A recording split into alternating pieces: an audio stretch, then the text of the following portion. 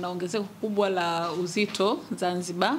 Wazanzibari wengi wamekuwa wazito zaidi kuliko recommendations zinavyosema. Na kwa kitakwimu kama ulivyosema, takwimu zinaonyesha kwamba hili tatizo la kuongezeka uzito linaongezeka kadri siku zinavyoenda, kwa sababu takwimu za 2015-16 ya ile tunasema utafiti wa demografia ya afya Tanzania ulionyesha kwamba kuna 39% ya wanawake ambao wana uzito mkubwa. Takwimu hizo zimeonyesha kuongezeka baada ya kufanyika utafiti mwingine mwaka 2023 wa STEP survey, tunasema utafiti wa STEP ambao ulifanyika kuangalia hili tatizo la ongezeko la uzito mkubwa, na imeonekana kwamba limeongezeka zaidi kutoka ile 39% mpaka 43%. Kwa hiyo ni kweli Mheshimiwa Waziri alivyosema kwamba kuna tatizo la kuongezeka kwa uzito mkubwa kwa Wazanzibari, na kama tunavyosema 43% ni karibia 50%. Kwa hiyo ni kama kusema kwamba ni karibia nusu ya Wazanzibari ya population ya Zanzibar, basi tuna hili tatizo la ongezeko la uzito mkubwa.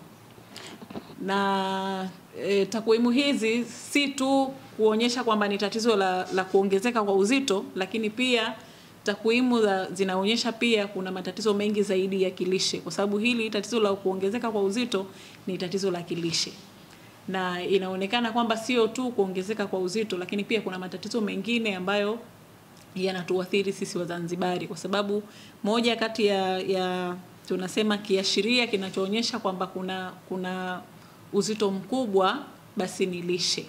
Na sasa hivi tunasema matatizo ya kilishe yamekuwa mengi. Kwa mfano, kuna tatizo la kuongezeka kwa upungufu wa damu kwa Wazanzibari, na hili limekuwa ni tatizo kubwa zaidi kwa watu wote mfano wake, kwa sababu kama tunavyosema kila kitu kinaonyesha kwa takwimu. Takwimu zinaonyesha kwamba tatizo la upungufu wa damu kwa watoto chini ya miaka 5 ni 60%.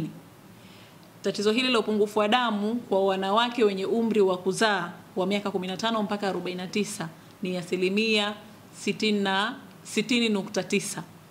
Tatizo hili la upungufu wa damu kwa mama wajawazito limeonekana kubwa zaidi kwa 58%.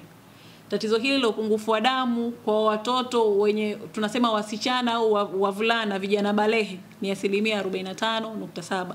Kwa hiyo unakuta kwamba hili ni tatizo kubwa, yani ni kiashiria kikubwa zaidi kinachoonyesha kwamba lishe ya watu wetu wa Zanzibar haiko vizuri. Na si tu kwa sababu hatuna cha kukila haiko vizuri, ni kwa sababu hatuchagui cha kukila. Yani tunayafanya matumbo yetu kuwa madustbin, kwamba kila kinachokuja kinaliwa.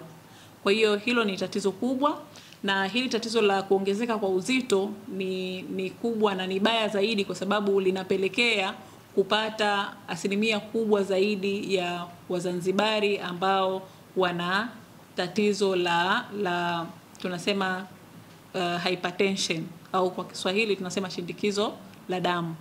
Kama inavyoonyesha hii takwimu ya kuongezeka kwa uzito mkubwa, pia takwimu ya hili tatizo la hypertension au shindikizo la damu ni kubwa zaidi kwa karibia 43% pia. Kwa hiyo unaweza ukakuta kwamba ni jambo ambalo linaenda pamoja.